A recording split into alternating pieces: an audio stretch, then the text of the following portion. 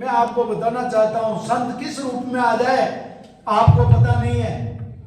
ईमानदारी से कह रहा हूं, मैं अपनी असलियत को छुपाना नहीं चाहता हूं।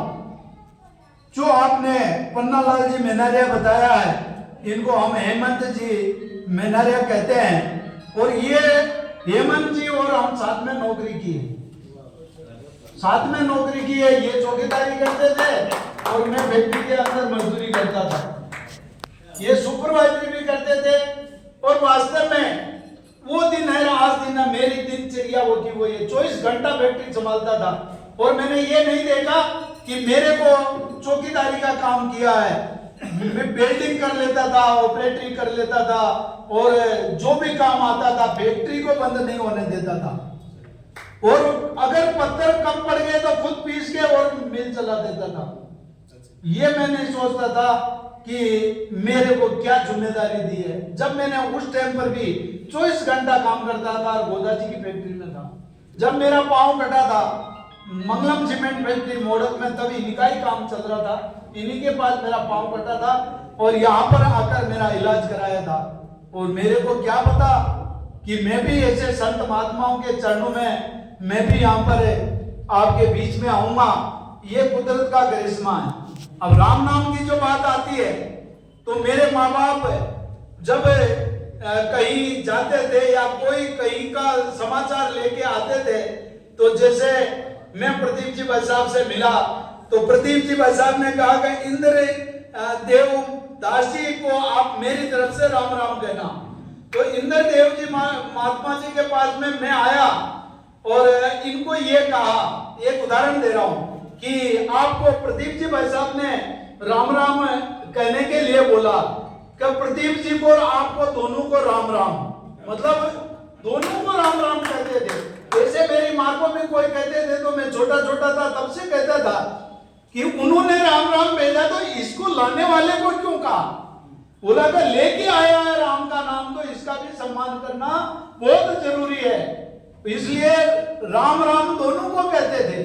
और राम की कितनी ताकत है, राम के अंदर कितनी ताकत है, ये आप अच्छी तरह जानते हो। राम के नाम से पत्थर तर जाता है और पुलिया बन जाती है और पूरी बंदर सेना ही नहीं राम सेना सब जाती है और लंका का विध्वंस करके आती है। तो राम के अंदर कितनी ताकत है। इसलिए मैं तो आप लोगों के बीच में इतना ही कहूंगा कि वास्तव में ईश्वर के भरोसे कोई भी काम करोगे और दृढ़ संकल्प लेके करोगे तो आपको मंजिल मिलेगी। और आप डगमग हो गए और बीच में अगर मान लो आपका इरादा कमजोर हो गया तो आप कतई भी पार नहीं लग सकते। अब लोग कहते हैं कि बोला कि डूबने वाले को तो तिनके का ही सहारा बहुत होता है। और जब वास्तव में एक प्रदीप जी भाई साहब ने तो बंदेज कर रखा, मगर आपको तो एक किस्सा कह दूं। मतलब इरादा और संकल्प कैसा होता है। तो बादशाह था, बादशाह ने कहा, देखा कि यार बोला कि ये इस कड़ाके की जनवरी के दिनों की ठंड के अंदर इस झील के अंदर कोई पूरी रात रह जाए तो उसको 100 रुपया दे दूंगा। तो बीरबल को कहा, बोला कि ऐसा आदमी है क्या कोई जो यहाँ पे इस झील में रह सकता है, झील में रह सकता है। तो वो बोला क्या नाम, जो उसको 100 रुपया मिलेगी। तो कोई मेरा जैसा या प्रदीप जी भाई साहब जैसा था कि बोला कि यार 100 रुपया मिल जाएगी, मैं मरूंगा तो भी मिलेगी और जिंदा रह गया तो मैं सुखी से तो रहूंगा। तो वो पूरी रात के लिए हाँ कर ली कि बोला कि मैं रहूंगा। गरीब था कि जरा वो वहां पे पूरी रात चौकीदार लगा दिया वो दरबार में, और वो पूरी रात उस दरिया के अंदर, उस झील के अंदर पूरी रात रहा। और जब वो जीवित निकल गया बाहर तो बादशाह ने कहा कि बीरबल ये रात भर कैसे रह सकता है, उसको पूछो। तो उसने बीरबल ने उसको पूछा कि यार तूने रात भर रहा तो किस सहारे रहा। बोला जब दरबार की जो लाइट लग रही थी ना, उसको देखकर मैंने रात निकाल दी कि मेरे ताप का करंट वहां पे लगा हुआ है। तो बादशाह ने कहा कि बोला कि ये तो क्या बोला कि मेरी लाइट की वजह से जिंदा रहा है, इसको कोई रुपया नहीं देंगे। तो बीरबल ने देखा कि यार इस बादशाह को कैसे समझाए। 2-4 दिन वो आया ही नहीं आया तो उसके बुलावा भेजा, बोला कि साहब मैं चावल पका के आ रहा हूँ।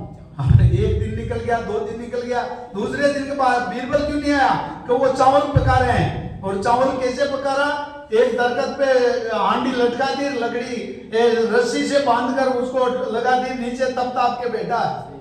तो क्या बोला कि साहब चावल पका रहा, बोला 3 दिन हो गया चावल नहीं पक रहा है। बोला कि चावल पकेगा तो आऊंगा। उसको बीरबल को बुलाया कि बोला कि साहब हांडी के तो ऊपर 10 फीट ऊपर रस्सी बांध रखी है, नीचे तब ताप के बैठा है और वो चावल पका रहा, चावल कैसे पकेगा। तो बीरबल को बुलाया कि तेरा दिमाग खराब है क्या, कैसे है। बोला कि इतने ऊपर आंच तो आ नहीं रही, और बोला कि तू चावल कैसे पका रहा है, चावल कैसे पकेगा। जब दरिया के अंदर आपकी लाइट का करंट वहां जा सकता है तो मेरी मटकी में चावल कैसे नहीं पक सकता है। तो वास्तव में जिसका दृढ़ संकल्प होता है और जिसका इरादा मजबूत होता है तो उसको भगवान भी मदद करता है, और जिसका इरादा कमजोर है तो उसको भगवान भी नहीं बचा सकता। इसलिए संत महात्मा कैसी भी वो कहते हैं ना, गुरु कहे जो कर, गुरु करे जो मत कर। गुरु शब्द जो वास्तव में आपको कोई दुश्मन के साथ में भी आप में बैठे हो और उसके चरण छुओगे तो वो तो नहीं बोलेगा, उसका मन तो नहीं बोलेगा, मगर उसकी आत्मा कहेगी खुश रहो। और जोड़े से करोगे तो आपकी जोड़ी सलामत रहे, और औरत करेगी तो स्वागन रहे, सदा स्वागन रहे, ऐसी आत्मा बोलती है। और कोई भी आप काम करने से पहले अगर आत्मा को पूछ लोगे तो कभी आप फेल हो ही नहीं सकते, कभी फेल नहीं हो सकते। अंदर भी भगवान बैठा हुआ, राम बैठा हुआ है, और वो राम कभी गलत नहीं करने देता। ये मन लोभी मन लालची मन चंचल मन चोर, मन के मत मत चाल ये पलक पलक में और। ये मन शैतान है। आप कहीं पे भी हो, यहाँ बैठे हैं, सबका यहाँ पे मन नहीं है, कहीं कहीं घूम रहा होगा। अभी बहन बेटी है तो पता नहीं बच्चा स्कूल जा रहा है, आ रहा है, कब आएगा, क्या करेगा, अब यहाँ से जाते क्या करोगे। तो ऐसे मन डोलता रहता है, मगर आत्मा शुद्ध है, और जो आत्मा कहती है वो आप करोगे तो आप आगे बढ़ोगे। मेरे को यहाँ पर वास्तव में मैं पहले तो आप लोगों के संत महात्मा के चरणों में नमन करता हूँ कि मैं देरी से आया हूँ, इसलिए मैं माफी चाहता हूँ। मगर मैं देरी से आने का मतलब यह था कि मैं जामकोटला, खारवा चांदा, उमड़ा, डेढ़किया, मनवा का वो क्या नाम है, मानपुरा, उधर चला गया था, और 1 से 2 जगह गया था, मगर 3-4 जगह डेथ हुई थी। और ऐसी जगह में मैं चुनाव के टाइम नहीं जा पाया, वहां पे जाने में देरी हो गई। साथ में एक भूमि पूजन था, और फिर मोदी जी का कार्यक्रम वो समय पे ही चलता है, वो हमारे इंतजार नहीं करता।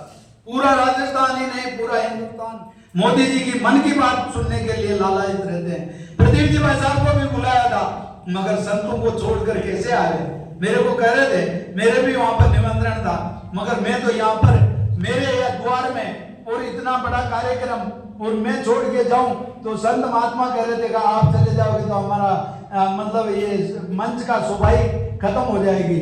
तो इसलिए प्रदीप जी भाई साहब आपको धन्यवाद देता हूं और आपका आभार व्यक्त करता हूं कि आपने इनको संभाल कर रखा और इस कार्यक्रम को की शोभा बढ़ाई, और उधर चले गए उनको अकेला है। मैं क्षमा चाहता हूँ। और वास्तव में जब मैं तो और निकल रहा था, पर वापिस फोन आया संत महात्मा जी का।